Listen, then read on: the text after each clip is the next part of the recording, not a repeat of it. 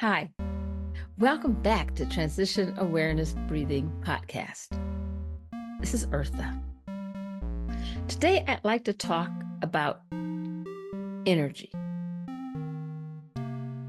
What does energy have to do with mindfulness?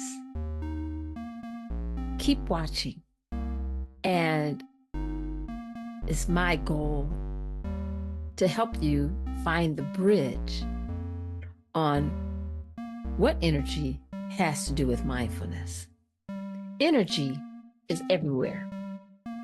It's the ability to do work.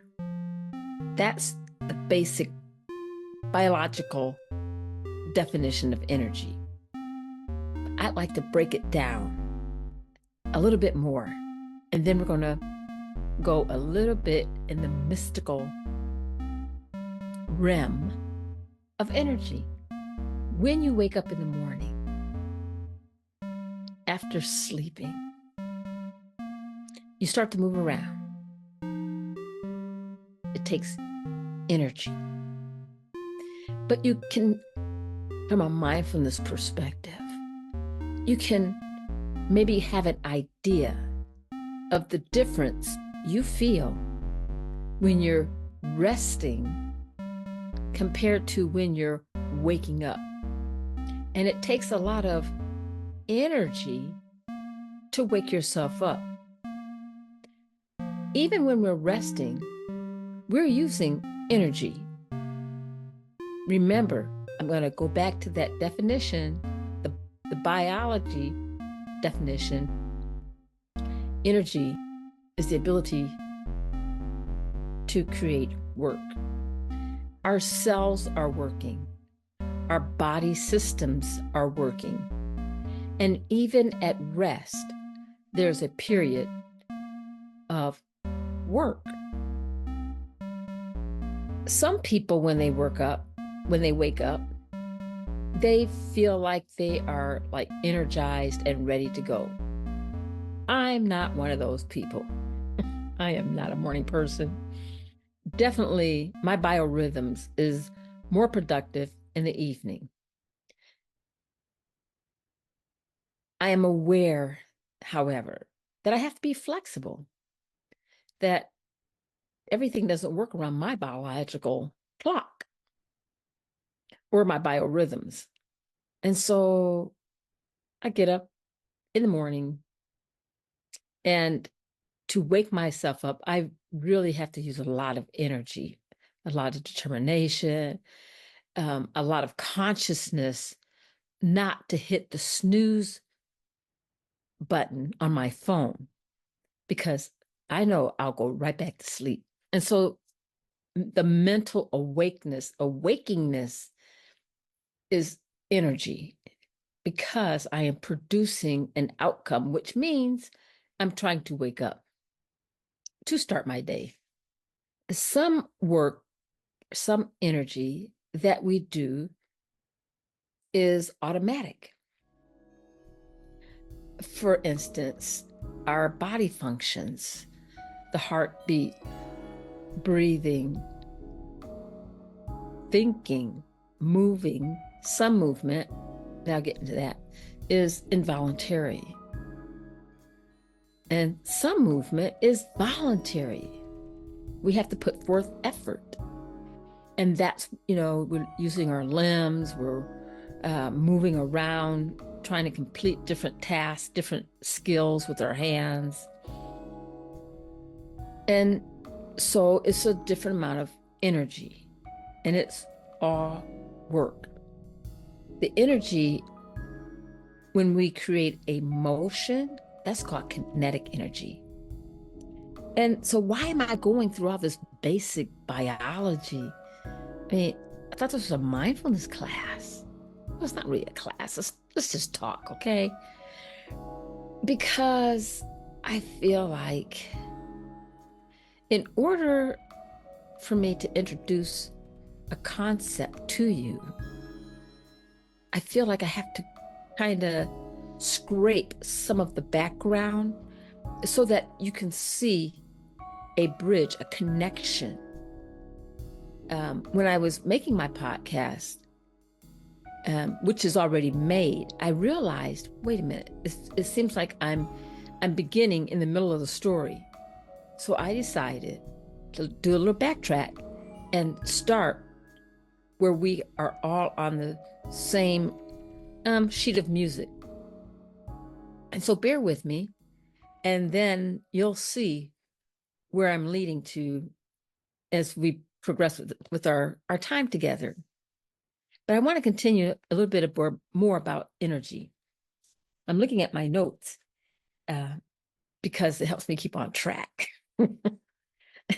So there's different types of energy, and you're probably aware of all that.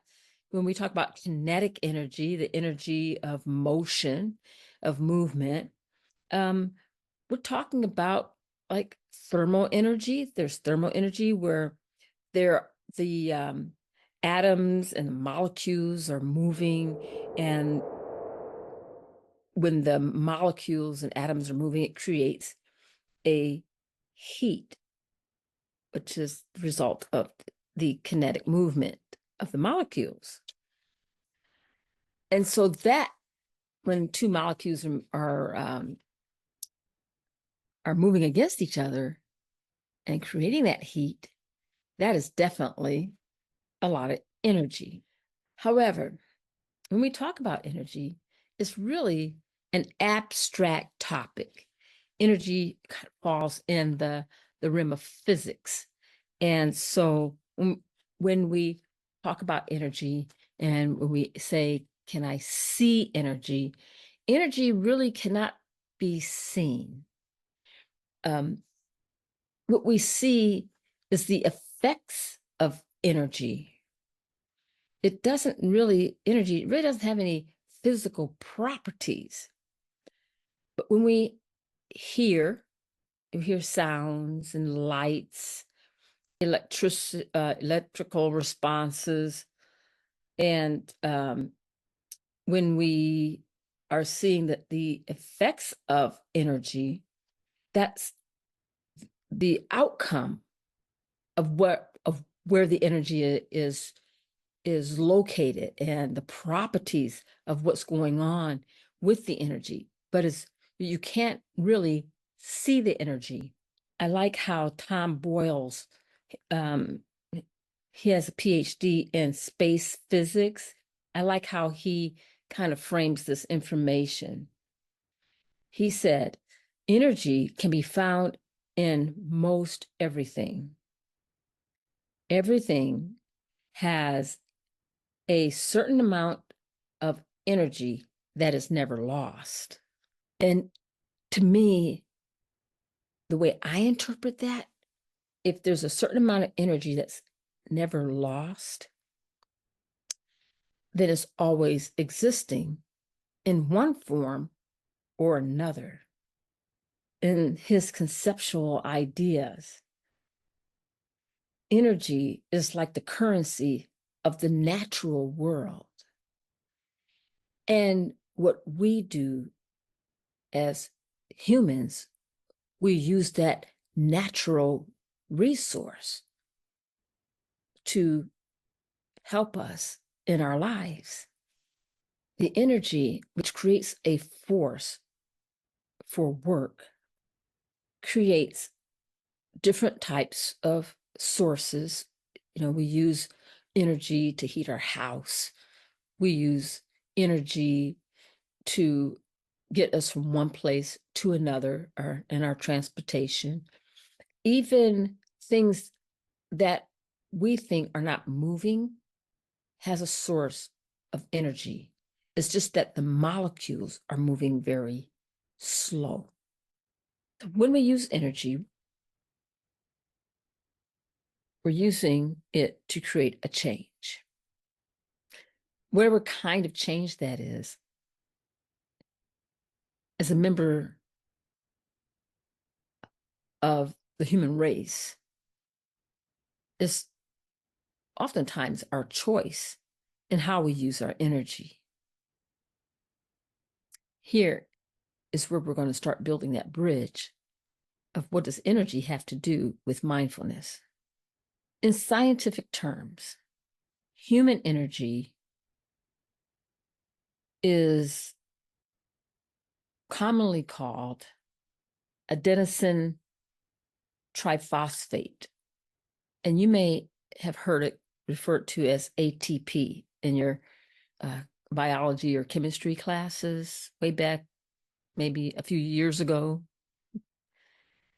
ATP, adenosine triphosphate, is a chemical compound that acts as the body's primary source to use to power all of our cellular processes in our body.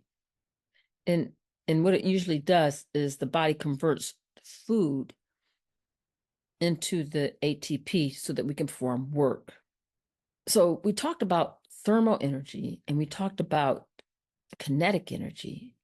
So here we're talking about chemical energy. And so when we're talking about chemical energy, we're talking about more than, being in a laboratory and mixing different solutions together and coming up with some reaction. But each one of us has components of chemical energy and chemical work that's going on in our bodies, converting other energies, such as food, into a source that we can perform work, this whole body structure. And within our body structure, our organs, our brains, and things like that, which needs nourishment, is also pulling from the foods that we eat, the liquids that we drink, to nourish that part of the body so that it can convert that food into the energy so that we can be healthy. Mindfully take a moment and think about the things that you eat. If we're taking elements of a food source and our body has the ATP to break that food source down into energy, then part of that energy of what we're eating becomes part of us. And so we really are what we eat. And if we are eating, energies that are such chemically based, and our body is breaking down that energy source of food that's, primarily chemically based, how is that affecting us when it's broken down? Remember the chemical reactions. Now remember the lab, being in the laboratory and all these chemicals, being mixed together. Who's monitoring the reactions and the actions? Well, of course, there's different societies, Federal Drug Administration, the food administrations, pharmaceutical administrations. Of course, there's all kind of research going on. And of course, with different types of body conditions, there's millions of dollars being poured into these organizations to study the energies of one source and how it affects our body and how some bodies produce behaviors or reactions that are not healthy. So let's take a moment and just kind of realize, am I feeding my body the best energy source that I can? So the body is using chemical energy, and then it also uses our metabolisms, and it uses a system to help bring in oxygen through the cellular respiration process. But I'm not going to get all into that. I just wanted to introduce those terms because each one of those terms, the chemical energy, the metabolism, their action is a cellular type of work environment that we can't see, but it's going on, and it's using the force of energy. We can't see the energy. We just see the reactions of the energy. Our body is so complicated and yet so sensitive. And it responds to its environment. And it uses its energy to be sensitive to our environment through the sense of being aware of the temperature, of pressures around us, of threats, of safety. Human fields of energy has also included the energy around our body, which is called the aura, a field that is encompassing our body, around our body. And it's driven through chemicals within our body. And there's a lot of ancient cultures that formulate different practices around recognizing the aura.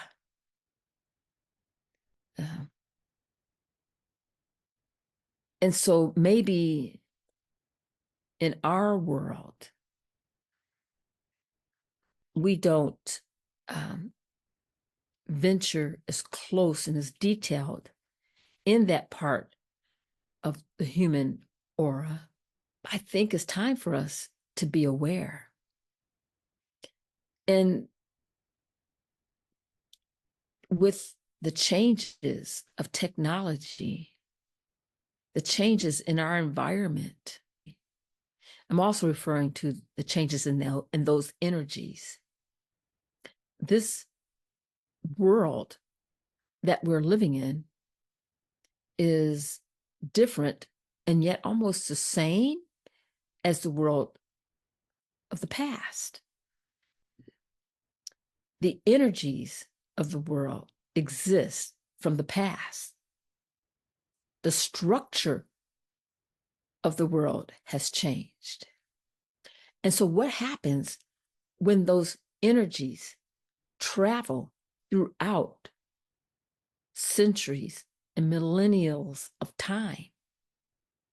Does it stay the same? Is it linear? Is it from point A to point B? Is it a beginning and an end? Is it born and then it dies? According to the definitions that I just went over with you, that I shared, energy is constant. It doesn't have a physical property.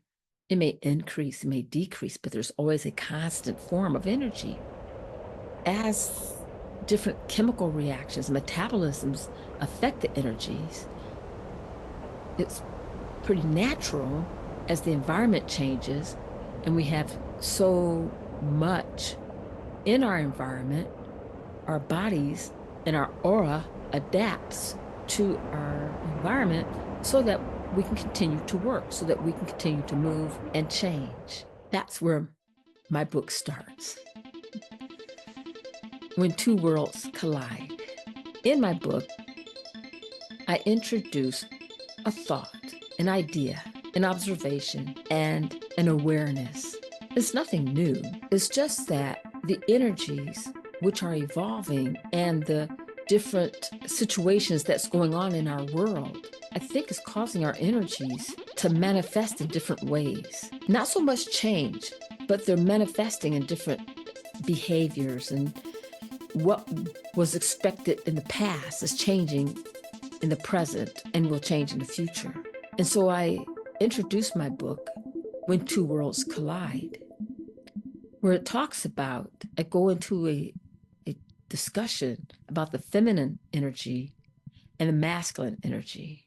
And may I share, when I first started to do the research, the literature was a little bit inconsistent in the terminology because it went from the energy that cannot be seen and doesn't have any properties, and it began to switch. The language began to switch, or was being synonymously used with feminine traits and masculine traits. And I wanted to keep it separate. That was my goal, my thought. Energy, I was speaking about energy. And as I was really determined to keep these two thoughts separate, it became a little bit more clear that we all have a trace of masculine energy and feminine energy. It doesn't mean that we are trying different properties of a different gender. That is not what I'm focused on. What I am focused on in my book is the blending of the masculine energy and the feminine energy in leadership. In the industrial age, there was a different type of energy in those years, in that era.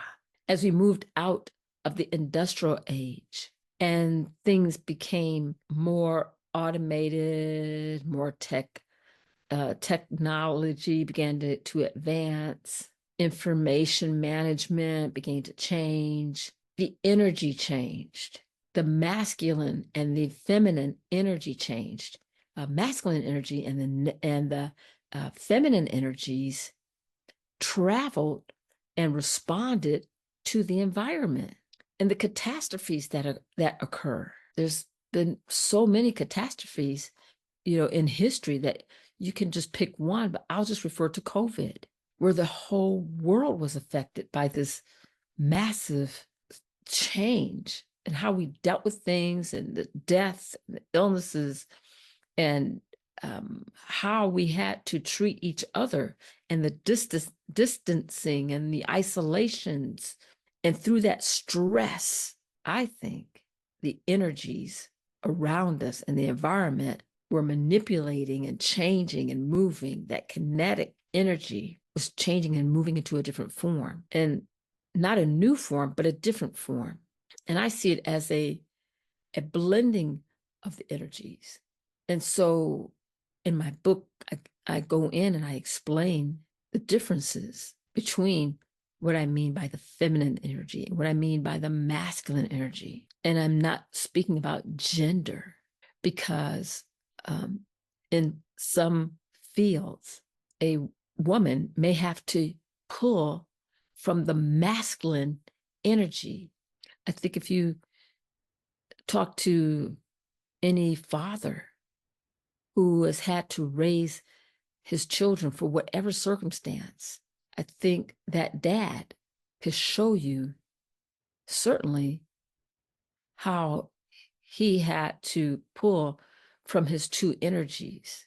And a mother who is raising children, whatever circumstance, finds that she has to pull from different energies. And so the stereotype of feminine traits and masculine traits is not what I'm referring to. I'm referring to the kinetic energy that has no properties, and yet we all are the host of both energies. And that is pretty biologically proven. I think society and culture and values helps develop the different characteristics and whatever's acceptable in that community, and your spiritual values. But that's not what this book is about.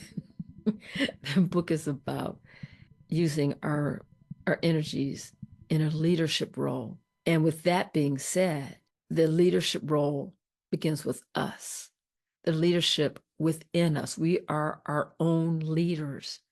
And sometimes we have two different energies inside of us. We don't know what's going on. It causes a lot of confusion. You may feel different in a group, feel like you don't fit in because maybe you are one gender, But when you are around in your job or in your home life, you feel like you're pulling from someplace that it seems pretty abstract. Well, it is abstract because it's energy. It's your energy. And so get my book, and I go into a lot more detail, and it becomes clear. And you can see yourself as a leader of yourself, or in the community, or at your job, with acceptance and not being afraid or ashamed to be assertive, because whatever work that needs to be done, sometimes you have to pull the energy from within you to do a certain part of the work. It reminds me of a Venn diagram, the two circles when they interlock, the Venn diagram, the feminine energy and the masculine energy, and the intersections where the two circles intersect is the blending, the form of the energy that is coming forth now, because it is needed now, because we're in a different environment. We're in a different, we're in a different world. And with a change in the population and with changes in the technology, I invite you to be open and maybe give this thought of blended energies, give it a thought. You don't have to. But the thing of it is, it's going to change anyway. So again, we are leaders of where we want to be, of ourselves. And sometimes that's uncomfortable. And then we get to talk about change. And why is it uncomfortable? Well, it's not familiar. It's something that we're not used to. And so stepping out into a world where we're not accustomed to can be scary, it can be intimidating. It may make us look like we're not the king of the mountain. It's going to change anyway, whether you're the king of the mountain or not. But it's nice to be open and to give it some thought, because you know why? You may be the one that comes up with another circle to intersect the masculine energy and feminine energy. And that dual intersection creates something that's never been thought of before, and yet it's coming forth now. The reason why it's coming forth now, that new thought, that new idea, that new creativity, that new invention, is because we're in a different world. So give it some thought, and I'll see you next time. I look forward to talking a little bit more about my book, When Two Worlds Collide. Please check it out. It's on Amazon.com, ebook, paperback, and a hard copy. Thank you for joining me, and I'll talk to you again next time.